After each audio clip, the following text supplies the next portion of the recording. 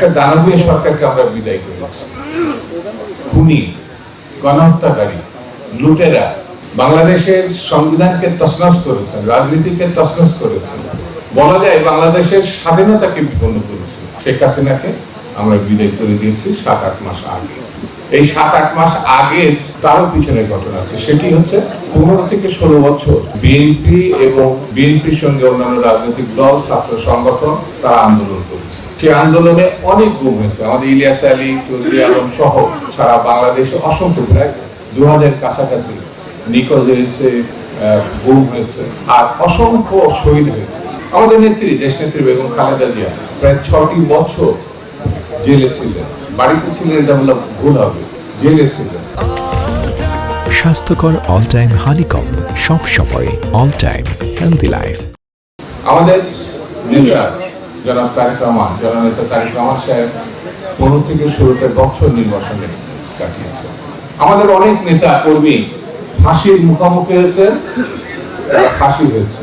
60 লক্ষ আসামি, 2.5 লক্ষ মামলা। কিসের জন্য? গণতন্ত্রের প্রত্যাশায়। যারা ছাত্র জনতা রক্ত দিয়েছেন, আমি তাদের মাগফিরাত কামনা করি। আর যারা এখনো পঙ্গুত্ব বরণ করছেন, আমি তার সুস্থতা কামনা করি। বন্ধুরা, লড়াই শেষ হয়নি। যতদিন মানুষের ভোটাধিকার আমরা ফিরিয়ে দিতে না পারবো, আমাদের নেতা বলেছেন, ততদিন আমাদের রাজপথে থাকার জন্য চেষ্টা করতে হবে, রাজপথের মীমাংসা করতে হবে। সেই ভোট অধিকার এখন আমরা পাই না। ডক্টর ইউনূস সাহেব কথা দিয়েছেন ডিসেম্বরের মধ্যে বা 2-1 মাসের হতে পারে তিনি একটি গ্রহণযোগ্য, স্বচ্ছ একটি অন্তর্ভুক্তিমূলক নির্বাচনের ব্যবস্থা করবেন। আমরা সেই কথাটা বিশ্বাস করতে চাই এবং সরকারের কাছে এই নির্বাচনের রোডম্যাপ প্রত্যাশা করি। যত তাড়াতাড়ি সম্ভব এই রোডম্যাপ প্রণয়নের মধ্য দিয়ে আমরা আগামী দিনে একটি গ্রহণযোগ্য নির্বাচনের মধ্য দিয়ে জনপ্রতিনিধিত্বমূলক একটি সরকার প্রতিষ্ঠা করতে না পারবো ততক্ষণ পর্যন্ত সংকট কাটবে না। সংকট কাটানোর জন্য নির্বাচিত নেতৃত্ব দরকার। আমরা বলেছি এই নির্বাচনের মধ্য দিয়ে মানুষ সে তার পছন্দের প্রার্থীকে ভোট দিতে চায়, সে তার পছন্দের সরকার প্রতিষ্ঠা করতে চায়। এই ব্যাপারে আমাদের কোনো দ্বিমত নেই। এই ব্যাপারে আমরা সরকারকে সমর্থন করি। দেশে আইন শৃঙ্খলা পরিস্থিতি আমরা আরো উন্নত করতে চাই।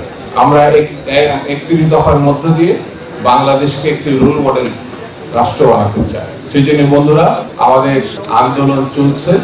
আগামী দিন গণতন্ত্র প্রতিষ্ঠা হওয়ার আগ পর্যন্ত এই আন্দোলন চলতে থাকবে। মানুষের, কৃষক, শ্রমিক, মেহনতি মানুষকে আমরা একটি নিশ্চিত জীবন দিতে চাই।